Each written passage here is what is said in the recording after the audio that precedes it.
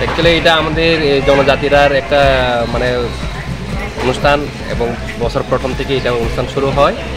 মূলত 1 তারিখ থেকেই হয়, বৈশাখ পূজা থেকেই। আর সাধারণত 7 তারিখ গিয়ে এই পূজাটা সর্বসম্মতভাবে করা হয়।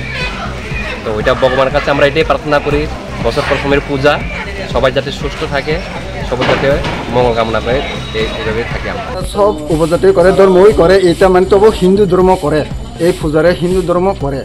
মানে এটা বছর বছর এটা করলে মানে হিন্দুদের করলে মানে এটা শান্তি পায়, মানে কোনো কলঙ্ক নাই, কোনো নাই, এটা শান্তি পায়। এই লাগে মানে এটা বাবা গড়িয়ারে এটা আমি পূজা করন লাগে। কবে থেকে শুরু হয় গড়িয়া পূজাটা?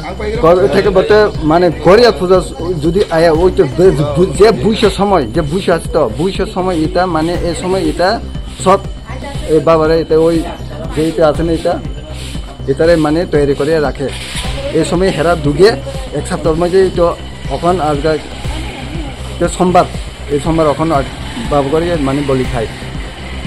তার আগে কি বাবা গড়িয়া গ্রামে গ্রামে ঘুরে?